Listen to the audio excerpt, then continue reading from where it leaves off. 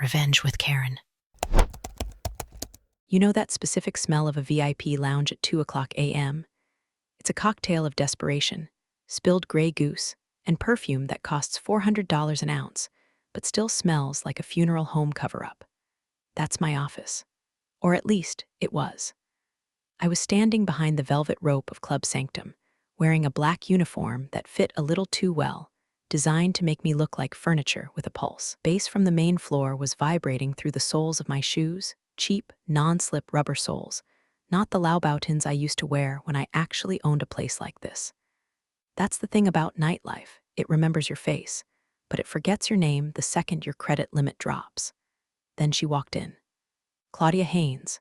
She didn't just walk, she glided, like she was on a conveyor belt made of other people's money. She was wearing a white mink coat that looked like it had been skinned alive 5 minutes ago, and her eyes were scanning the room for someone to victimize. That someone, invariably, was me. "Check my coat, sweetie." The coat hit me in the chest before I could even raise my hands. It was heavy, reeking of cold air, and that distinct, metallic scent of new money that hasn't learned manners yet. I caught it, because instinct is a hard thing to kill. My fingers dug into the fur hard enough to bruise the hide. "You dropped a hanger last time," Claudia sneered, not even looking at me. She was busy admiring her reflection in the darkened window of the DJ booth. "If you ruin the lining, I'll have it deducted from your whatever it is you earn. Tips, peanuts." I didn't say anything. I just tagged the coat. Ticket number 666. If she noticed the irony, she was too busy checking her teeth for kale or cocaine. "Listen, before I go any further into how I dismantled this woman's life brick by gilded brick, do me a favor and hit that subscribe button and give this a like. It keeps the algorithm fed, and frankly, after what I'm about to tell you, you're going to want to be notified when the legal updates drop. It's the only tip I'm asking for today." Back to the fur.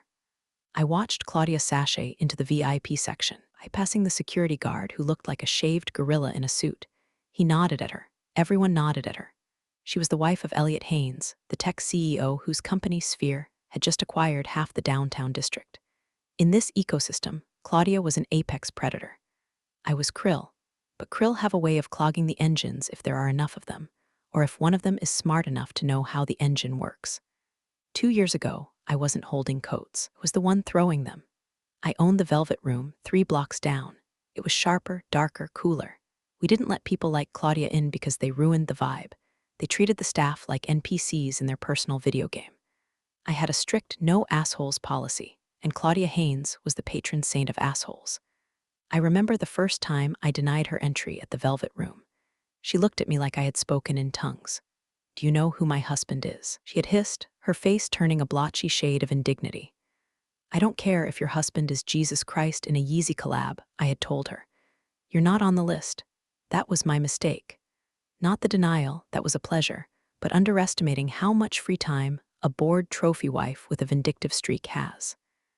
Now, I stood in the shadows of Club Sanctum, watching her hold court. I was sitting on a tufted leather banquette that I knew for a fact hadn't been deep cleaned since 2019. She was snapping her fingers at a waitress, a girl named Sarah who was putting herself through law school and didn't deserve to be treated like a servant in a Victorian melodrama. "More ice," Claudia barked. "And tell the bartender this vodka tastes like tap water." "I want the bottle opened in front of me." I adjusted my earpiece. "Sarah," I murmured into the mic, my voice flat, "just bring her the bucket. Don't engage. She's looking for a fight to spice up her Tuesday." Sarah looked over at me, her eyes wide and grateful. I gave her a microscopic nod. That's what I was now. The shadow manager. The ghost in the machine. The management at Club Sanctum kept me around because I knew where the bodies were buried, literally, in terms of plumbing disasters, and metaphorically, regarding the liquor license loopholes. They thought I was broken. They thought I was just happy to have a paycheck after my world imploded. They didn't know I was taking notes. Claudia laughed, a sound like glass shattering in a dishwasher. She was leaning into a guy who definitely wasn't Elliot. He was young, probably a personal trainer or a brand ambassador for tequila company, with hair so gelled it could withstand a hurricane. She ran a manicured hand down his arm, right in the middle of the club, under the lights. "God, service here has gone downhill," she announced loudly, making sure her voice carried to my station. "It's just so pedestrian. Ever since they started hiring the refugees from that failed club down the street." She meant me. She knew I could hear her. It was part of the ritual. She needed to remind me every single week that she had won and I had lost. I looked down at the fur coat in my hands. It was soft, expensive, and completely vulnerable. For a second, imagine taking a pair of shears to the lining. Just a small snip, a loose thread that would unravel the whole structure over time. But that was petty. That was amateur hour. I wasn't interested in ruining a coat. I was interested in ruining the person wearing it. I hung the coat up with exaggerated care, smoothing the bristles. "Enjoy it while it lasts, sweetie," I whispered to the empty cloakroom. The bass dropped again, shaking the floorboards. I checked my watch. It was 2:15 a.m. In exactly 4 hours, the Tokyo markets would open, and a very specific shell company I'd registered in the Cayman Islands was going to trigger a purchase order that would go unnoticed by everyone except the people looking for it. Claudia thought this was just another night of her reign. She didn't realize she was dancing on a trapdoor, and I was just waiting to oil the hinges. The music swelled, drowning out her laughter. I could still see her mouth moving, shaping insults, shaping her own demise. I adjusted my name tag, Vanessa Staff, and smiled. It was the kind of smile a shark gives before it rolls its eyes back. The game was on. If you think the fur coat was the peak of it, you've clearly never worked service for the 1%. The coat was just the opening ceremony. The main event was the humiliation loop, a routine Claudia had perfected with the efficiency of a Japanese factory line, usually started with the drinks. Claudia didn't drink alcohol to get drunk, she drank to critique. She ordered a Grey Goose, soda, 3 limes, splash of cran in a tall glass, no straw, plenty of ice, but not too much ice. If the bartender, a sweet kid named Jason, put in 4 limes, crisis. If the splash of cranberry was more of a pour, tragedy. "Is it hard?" she would ask, leaning over the bar, her cleavage adjusting itself like a separate entity. "Is it hard to follow basic instructions? Or is this why you're on this side of the bar and I'm on this side?" Jason would stammer, apologize, and remake the drink. Then she'd leave a tip. A single dollar bill folded into an origami swan. It wasn't a reward, it was a prop for her cruelty. "For your art classes," she'd say. Then there was Elliot, her husband, the CEO of Sphere. If Claudia was the knife, Elliot was the numbness that followed the cut. He didn't yell, didn't make scenes. He simply didn't perceive you as a human being. He looked through me like I was a smudge on a window pane. That Tuesday, Elliot came in about an hour after Claudia. He was wearing a suit that cost more than my entire liquidation settlement. He bypassed the line, bypassed security, and walked straight to the VIP section. As he passed the coat check, he handed me his umbrella. It was wet. He didn't hand it to me, released it in the airspace roughly adjacent to my body, assuming I would manifest the physics required to catch it. I caught it. "Dry it," he said, not a request. A command code input into a machine. "Right away, Mr. Haynes," I said, my voice devoid of inflection. He paused just for a fraction of a second. "Do I know you?" My heart did a slow, cold thud against my ribs. "I don't think so, sir. I'm just staff." "Right," he said, dismissing the thought before it could fully form. "You have the same eyes as a woman who used to run a dump downtown. Never mind. She's probably in rehab." He walked away. I stood there, holding his wet umbrella, dripping water onto my shoes. A dump. My club had been architectural digest material. My club had been a sanctuary. I took the umbrella to the back room. I didn't dry it. I opened it and left it in the utility sink. Then I pulled out my phone. They were upstairs playing Masters of the Universe. I was downstairs playing 4D chess. I wasn't just scrolling Instagram. I was logged into a private server accessing the county clerk's real estate filings. You see, Club Sanctum wasn't owned by a person. It was owned by a holding company called Night Life Ventures, which was owned by a larger conglomerate, which was leveraged to the hilt by a private equity firm that was currently panicking about its quarterly returns. I knew this because I had spent the last 2 years doing nothing but reading financial disclosures. While Claudia was reading gossip blogs, I was reading balance sheets. I saw the cracks before anyone else. Night Life Ventures was hemorrhaging money. They had overexpanded into Vegas right before the market dipped, were looking to liquidate assets to stop the bleeding. Club Sanctum was their crown jewel, but it was a jewel in a heavy, sinking crown. I swiped through the PDF on my screen. There it was. A notice of intent to sell commercial assets. It hadn't been publicized yet. It was buried in a bundle of documents meant for shareholders. I switched apps to a secure messaging platform. I typed 3 words to a contact named Ghost Investor. Green light. Proceed. Upstairs. Heard Claudia's voice rise above the music again. I walked out of the back room to check the commotion. She was standing near the DJ booth, pointing at my feet. I had come out from behind the counter to grab a bus tub. Look, she shrieked, grabbing Elliot's arm. I told you, look at her shoes. Are those orthopedic? Oh my God, Elliot, it's like a nursing home caught fire and they wandered in here. The group around her laughed. It was a sycophantic, ugly sound. I looked down at my black, sensible, non-slip work shoes. They were ugly. They were practical. They kept me standing for 10-hour shifts while I plotted their destruction. Comfort is key when you work for a living, Mrs. Haynes, I said. I didn't shout. I just projected, using that bar owner voice that cuts through bass. The laughter faltered for a second. Claudia's eyes narrowed. Excuse me? She stepped closer, invading my personal space. Did the furniture just speak? I said. I looked her dead in the eye that these shoes have good traction. Which is important. You never know when the floor is going to get slippery. Is that a threat? She scoffed. It's a safety tip, I said, picking up the bus tub filled with their empty, wasted champagne glasses. Floors change. Management changes. Everything is slippery eventually. Fire her, Claudia said to the general manager, who had just rushed over, sweating. Gary, fire this grim reaper right now. Gary, man with the spine of a chocolate eclair, looked at me nervously. He knew I ran the inventory better than he did. He knew I covered his ass when the till was short. Claudia, please, Gary wheezed. Vanessa is reliable. It's a busy night. I don't care, she hissed. She brings down the property value just by existing. I'll go check the stock in the basement, I said to Gary, diffusing the situation before he had to make a choice. I didn't wait for permission. I turned my back on her, the ultimate sin, and walked away. As I descended the stairs into the darkness of the stockroom, I could hear her screaming about disrespect. I pulled my phone out again. Ghost Investor had replied, funding secured, initial offer drafted. Do we want the brand name? I stopped on the landing. The concrete walls were cold. I typed back, no, just the building, the land, and the liquor license. Burn the brand. I looked up at the ceiling, listening to the thumping of the party above. They were dancing on my ceiling. Soon, I would be the one pulling the floor out. The humiliation wasn't a deterrent anymore. It was fuel. High-octane, premium unleaded hate.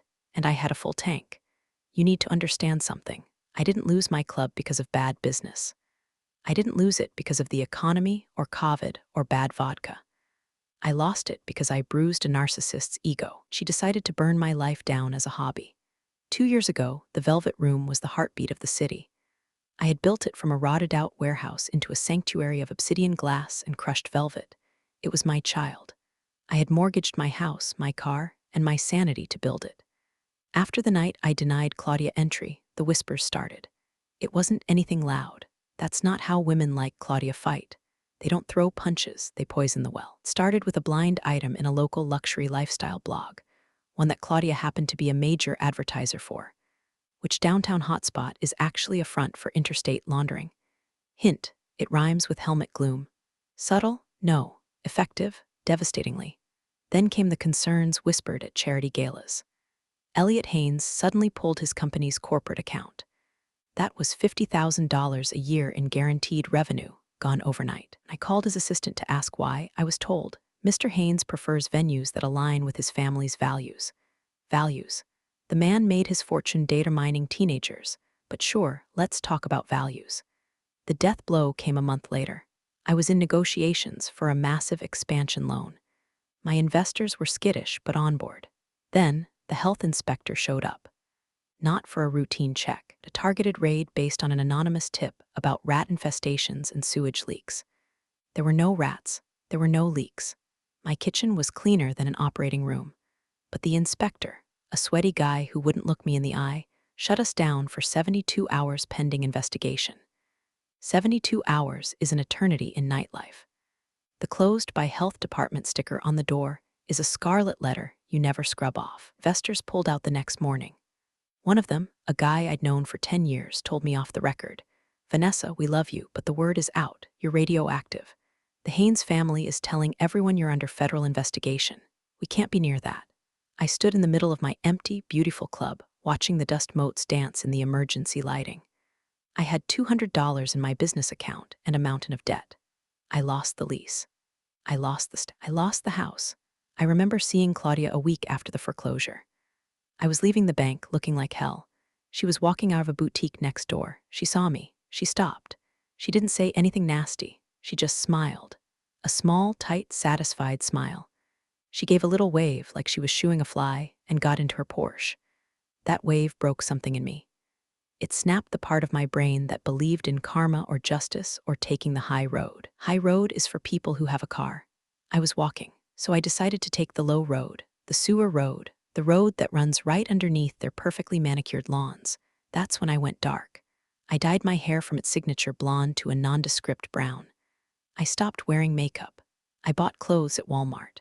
I applied for a job at Club Sanctum, the very place Claudia and Elliot had adopted as their new playground. The interview was pathetic. Gary, manager, looked at my resume, which I had heavily redacted, leaving out the ownership part and just listing bar manager, and hired me on the spot because I was willing to work holidays. You look familiar, he had said, squinting. I just have one of those faces, I lied. I used to work at an Applebee's in the state. Right, he said, losing interest. Don't steal the towels. For 2 years, I have been invisible. I have fetched coats. I have mopped up vomit. I have listened to Claudia tell her friends how she single-handedly cleaned up the city's nightlife by getting rid of that trashy place down the street. She confessed her crime to me a dozen times, thinking I was just a faceless servant. We had to call in so many favors to get that inspector out there. She giggled once, 3 martinis deep, talking to a friend in the bathroom while I restocked the paper towels.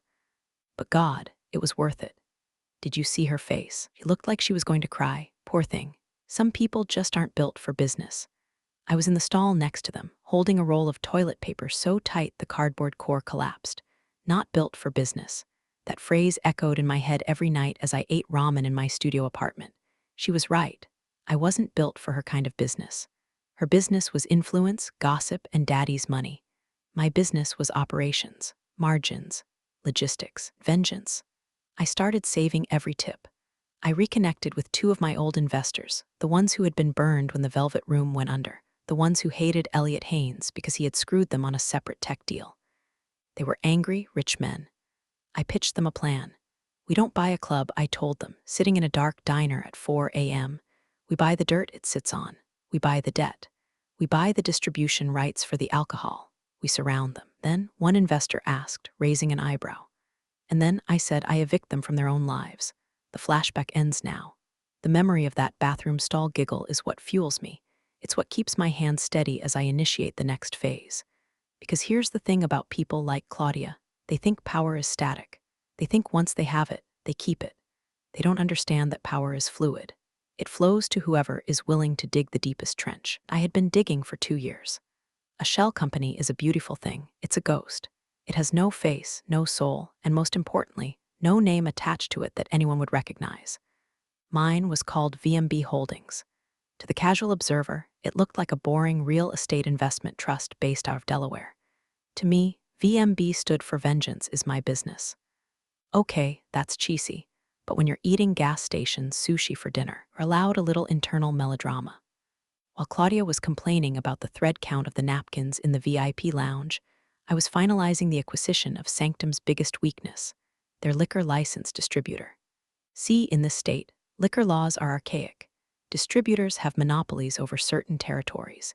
If you control the distributor, you control what flows into the glass. And if nothing flows, the party dies. I met my silent partners, let's call them Mr. X and Mr. Y, in the back of a 24-hour laundromat. It was the only place loud enough to mask a conversation, and weird enough that no one from Claudia's circle would ever be caught dead there. The paperwork for the distributor is signed, Mr. X said, sliding a thick envelope across a folding table. He was wearing a tracksuit, but the watch on his wrist cost more than the building we were sitting in. Now effectively own the exclusive rights to supply Sanctum with everything from vodka to vermouth. And the building? I asked, lighting a slim cigarette. I don't chain smoke Marlboros like a trucker, but I've developed a habit. It gives me something to do with my hands so I don't strangle people. The bank accepted the offer on the mortgage note, Mr. Y added, grinning. He hated Elliot Haynes with the fire of 1,000 suns. Elliot had once publicly corrected Mr. Whitaker's pronunciation of Pinot Noir in front of a date. Petty? Yes, but rich people wars are started over less. Technically, as of this morning, VMB Holdings owns the debt. You can foreclose or you can renegotiate. I don't want to foreclose, I said, exhaling a thin stream of smoke. Not yet. I want to be the landlord. You want to charge them rent? No, I smiled, ash flickering. I want to change the locks. Back at the club, the atmosphere was getting rowdy. It was Friday night now.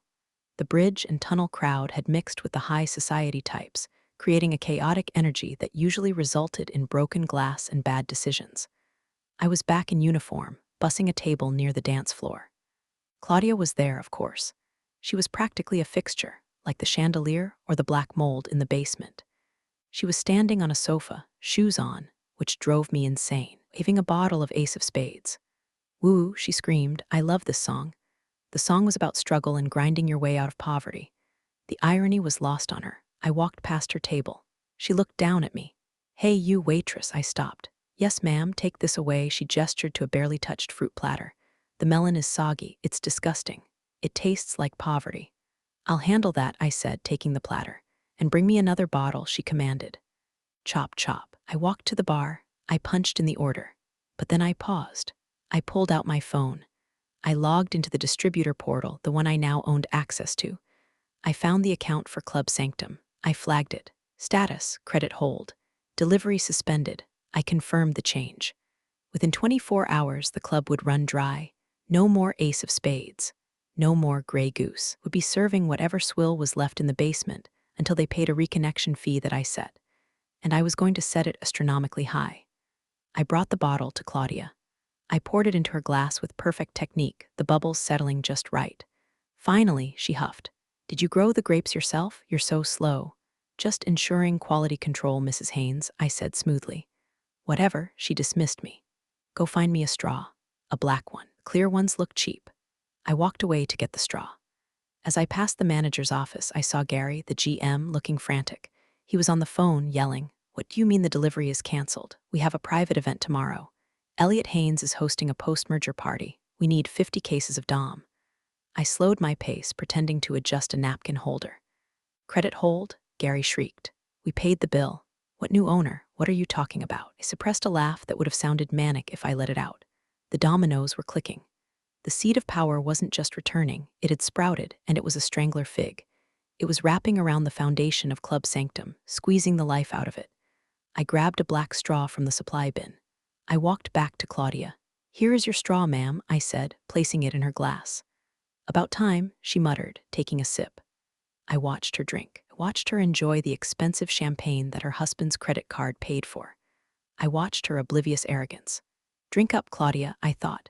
It's the last bottle of the good stuff you're going to see for a long time. I checked the time.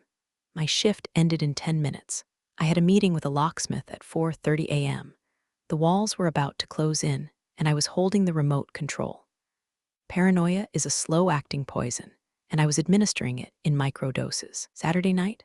The night of Elliot's big post-merger bash. The club was packed. The air was thick with cologne and entitlement. But things were off. It started at the valet. I had accessed the third-party valet software system. It turns out the password was password 123 because security is a myth, and I had made a small adjustment to the VIP list. I was watching from the coat check window, which offered a sliver of a view to the front drive. I saw Elliot's Maserati pull up. He stepped out, tossing the keys to the valet kid, a teenager named Kyle. Kyle checked his tablet. He frowned. He tapped the screen. He checked the license plate. I'm sorry, Mr. Haynes, I heard Kyle say through the open door. The system is flagging this vehicle as restricted. Restricted? Elliot barked, his face flushing red under the valet lights. I own this town. What the hell does restricted mean? It says repeated non-payment of parking violations and risk of towing. Kyle read, looking terrified. That's absurd. Elliot screamed. Take the damn car, I can't, sir. The system won't print a ticket. If I take it, the insurance won't cover it. Elliot Haynes, the billionaire tech mogul, had to park his own Maserati. He had to drive it 3 blocks away to a public garage and walk back in the slush. When he finally stormed into the lobby, his Italian loafers were stained with road salt. I was there, holding a towel. Rough night, sir? I asked, my face a mask of concern. He snatched the towel from me without a word, wiping his shoes furiously. Incompetence, he muttered. Surrounded by incompetence. It must be a glitch, I offered helpfully. Computers are tricky. He glared at me, then stormed inside. Phase 2, the algorithm. Club used a digital tipping system that prioritized service to tables that tipped well. It was an internal metric on the waitstaff's iPads. I had tweaked the code. For tonight, Table 1, the Haynes permanent table, was flagged as non-priority/low tipper. This meant that every time Claudia ordered a drink, her request went to the bottom of the queue on the bartender's screen. I watched from the shadows as Claudia waved her empty glass. 10 minutes passed. 15. She stood up, waving her arms. "Hello, hello," she shrieked. "Is everyone blind?" Sarah, the waitress, walked right past her to serve a table of tourists who had ordered Bud Lights. "I'm so sorry, Mrs. Haynes," Sarah said, looking genuinely confused at her iPad. "Your order isn't popping up. The system keeps pushing it back. Maybe the Wi-Fi is bad in this corner. Bad Wi-Fi." Claudia looked like she was going to have a stroke. "We are in the VIP section." "Fix it." "I'm trying," Sarah lied. I had tipped Sarah $100 cash earlier and told her, if the system glitches tonight, just roll with it. Don't override it. Finally, Phase 3, the physical space. Elliot loved his specific corner booth. It was elevated, secluded, and offered a view of the entire club. It was his throne. But earlier that afternoon, I had placed a maintenance-required order for that specific booth. I had cited structural instability in the subfloor. Elliot marched up to his throne. He found it cordoned off with yellow caution tape. Gary, the manager, was wringing his hands. "Mr. Haynes, I'm so sorry. The floor, it's sagging. We can't let you sit there. Liability." "Where am I supposed to sit?" Elliot demanded, gesturing to the crowded club. "We have a nice table near the kitchen," Gary suggested weakly. Elliot's face went purple. Claudia looked like she had swallowed a lemon. "This is unacceptable," she screamed. "This is our night?" I know, Gary stammered. "It's just the building is old. Things are falling apart." I walked by with a tray of clean glasses. I paused just long enough to catch Elliot's eye. "Can I get you folks some folding chairs?" I asked innocently. "Get away from me," Elliot hissed. They ended up standing.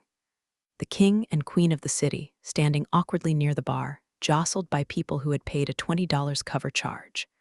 Claudia's feet hurt in her heels. Elliot was sweating in his coat because he refused to check it. He didn't trust me anymore, smart man. I moved through the club like a phantom. I knew every weak beam, every hidden mic, every wire. I was the ghost in their machine, and I was haunting them in real time. I went to the break room and checked my phone. A message from the lawyer, deed recorded. Liquor license transfer complete.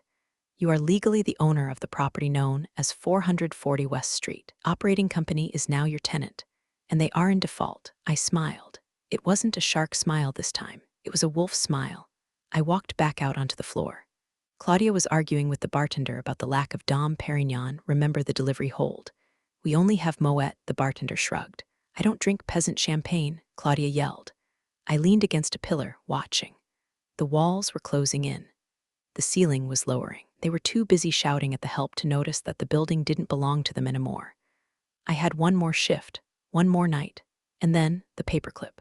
There is a specific kind of silence that happens when a contract is signed. It's a silence that drowns out the noise of the world. Sunday morning, 9:00 a.m. I was sitting in my lawyer's office, staring at a stack of documents thick enough to stop a bullet. "This is it," my lawyer, sharp woman named Jessica who wore suits sharper than her name, said. "Once you sign this, Nightlife Ventures is notified that their lease is terminated due to violation of the good moral character clause in the master agreement, which, ironically, they added to keep out strip clubs. And the liquor license? Yours. VMB Holdings now holds the license. Club Sanctum is legally dry as of," she checked her watch, "noon today. Unless they negotiate with the new owner, which is you." I picked up the pen. It was a cheap Bic pen. I didn't need a Montblanc to sign their death warrant. I signed, "Vanessa M. Bishop, congratulations," Jessica said. "You bought a zoo?" "No," I said, standing up. "I bought a slaughterhouse." I went to work that night for my final shift. It felt surreal. I walked through the service entrance, swiped my card, which I would soon be deactivating, and put on my uniform. The staff meeting was tense. Gary was hyperventilating. "Okay, everyone," he said, wiping sweat from his bald head. "We have a crisis. The liquor distributor has cut us off completely. We are running on inventory. We need to push the high-margin cocktails to get rid of the cheap stuff. And corporate says there's some legal issue with the building, so if anyone asks, we are not closing." He looked at me. "Vanessa, make sure the coat check is moving fast. We need turnover." "You got it, Gary." I said speed is my middle name. The doors opened. The crowd flooded in, and then, inevitably, they arrived. It was Sunday, so it was industry night. The crowd was cooler, younger, but Claudia and Elliot were there because they had no homes to go to, apparently. They fed on the energy of the club like emotional vampires. Claudia looked furious. Her hair was pulled back tight, pulling her face into a permanent sneer. She marched up to the counter. She didn't even say hello. He didn't look at me. She just unhooked her fur, a silver fox this time, and threw it. She put actual force into it. It wasn't a toss, it was a pitch. The heavy fur bundle hit me in the face. The clasp scratched my cheek. A tiny drop of blood welled up. Oops, Claudia said, deadpan, slippery fingers, hang it up. And don't steal anything from the pockets. I stood there. The fur was on the counter. My cheek stung. In the past, I would have apologized. I would have bowed my head. I would have suppressed the rage until it became a tumor. But today I owned the counter. I owned the floor she was standing on. I owned the air conditioning unit blowing on her fake tan. I didn't pick up the coat. I looked at it, then I looked at her. Pick it up, she snapped. I have a table waiting. No, I said. The word hung in the air. It was a small word, but it landed like a grenade. Excuse me, Claudia laughed, a nervous, jagged sound. Did you just say no? I said no, I repeated. I reached up and touched my cheek. I looked at the blood on my finger. Are you on drugs? She asked, looking around for an audience. Gary, get over here. The coat girl is malfunctioning. Gary rushed over, looking like he was about to cry. What is it now? She refused to check my coat. Claudia pointed a manicured talon at me. And she's bleeding. It's unsanitary. Gary looked at me. Vanessa, just hang up the coat, please. Can't deal with this tonight. I looked at Gary. He was a good man mostly. Just weak. I can't, Gary, I said, calm as a frozen lake. Why not? Because I said, leaning forward, my voice dropping to a whisper that only they could hear. I don't work for you anymore, you? You quit? Gary asked, confused. Not exactly, I said. I looked past them. In the background, near the VIP stairs, I saw one of my silent partners, Mr. X. He was leaning against the railing, sipping a soda. He caught my eye and nodded. It was time.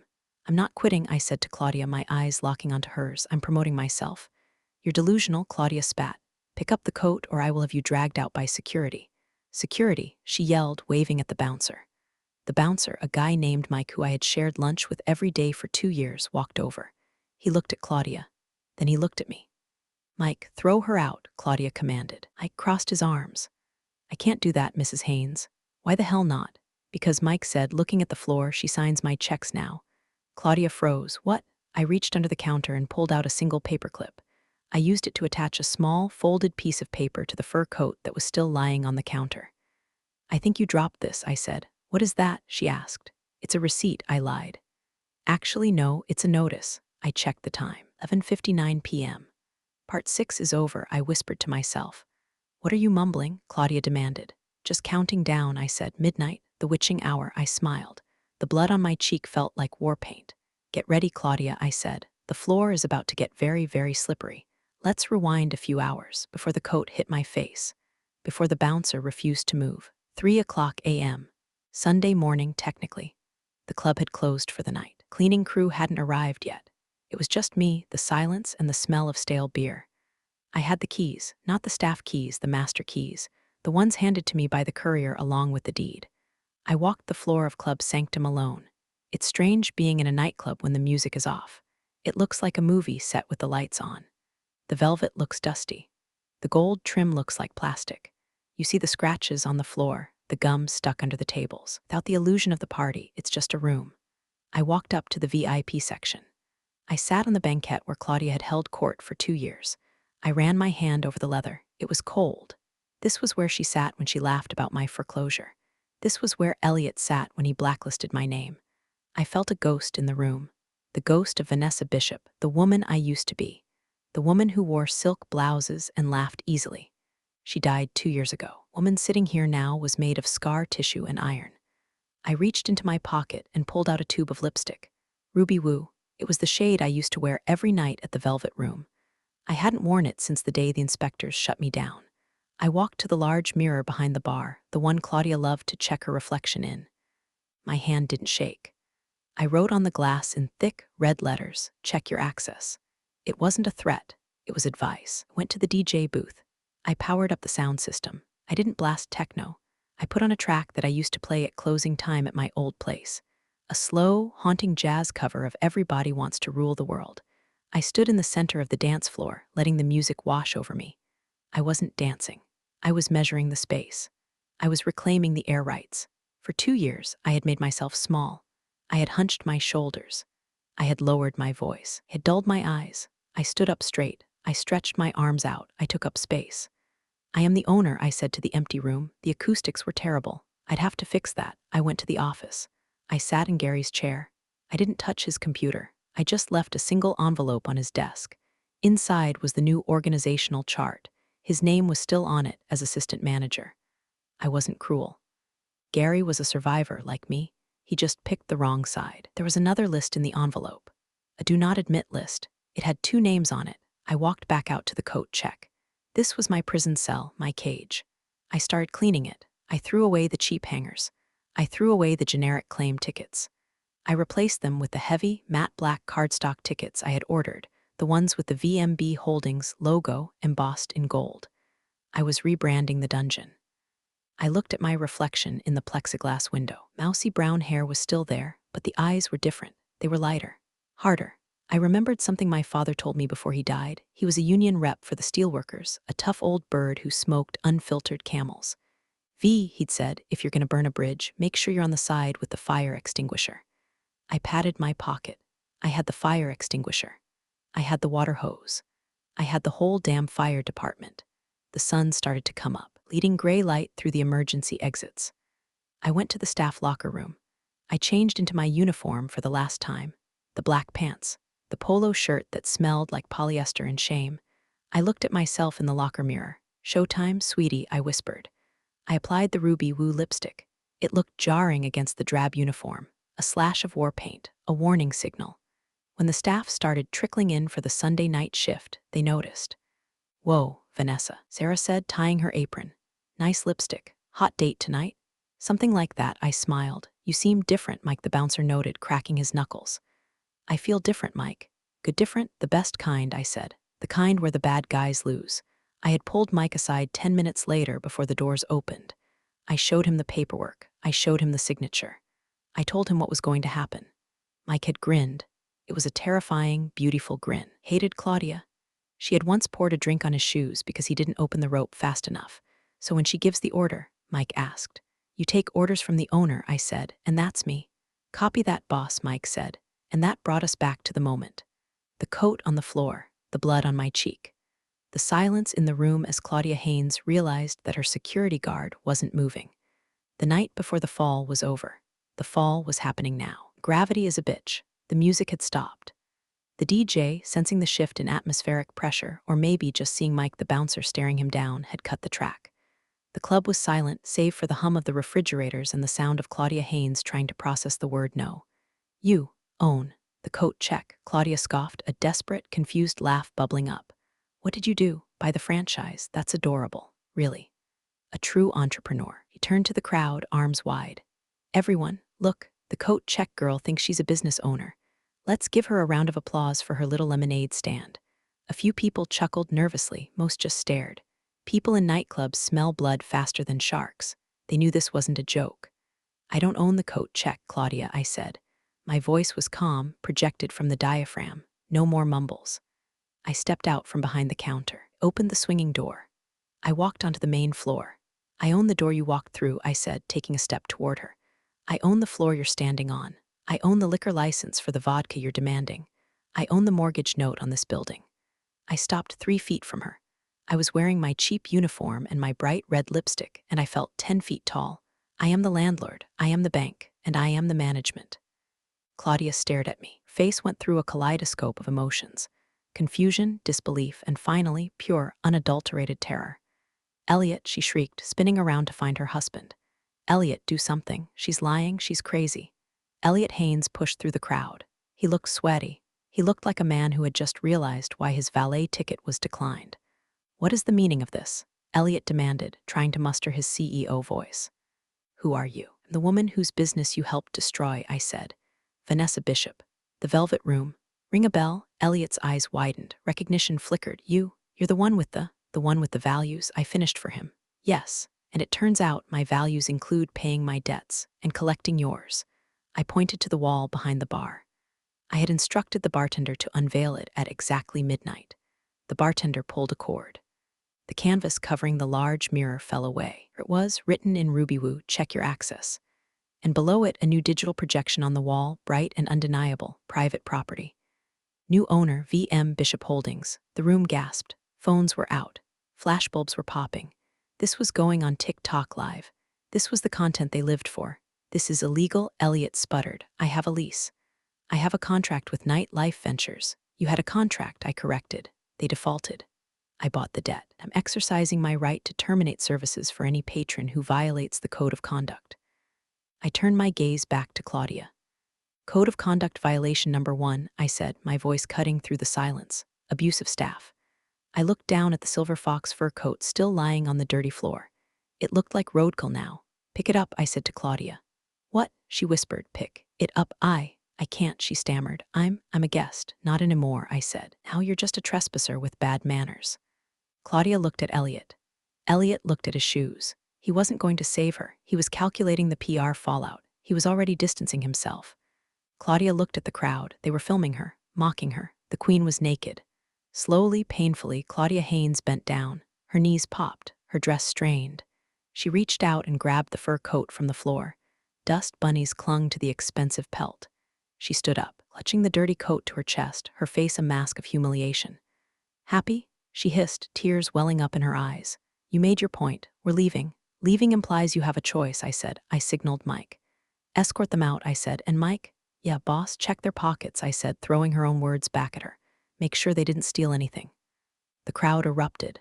Laughter, cheers. It was brutal. It was savage. It was justice. "You can't touch me," Claudia screamed as Mike stepped forward. "Do you know who I am?" "We know exactly who you are, Mrs. Haynes," I said, my voice dropping to a cool, professional register. "That's why you're banned." I reached into my back pocket and pulled out a sealed white envelope.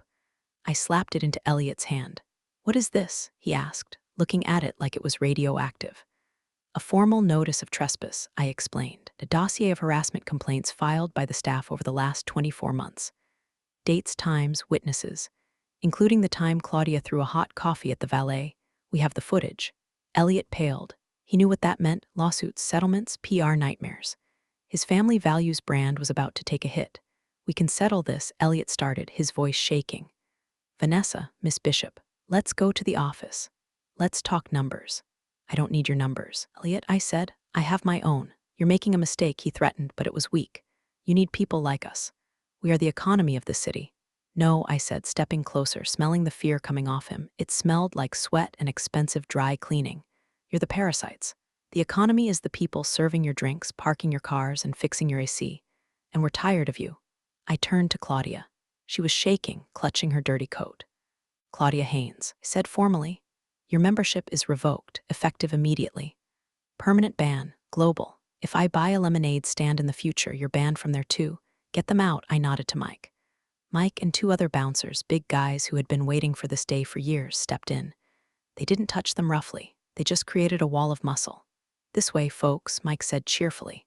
They were herded toward the door, not the VIP exit. The front door, one with the draft. As they passed the threshold, Claudia turned back one last time. Her mascara was running. She looked small. "You're just a coat check girl," she screamed, her voice cracking.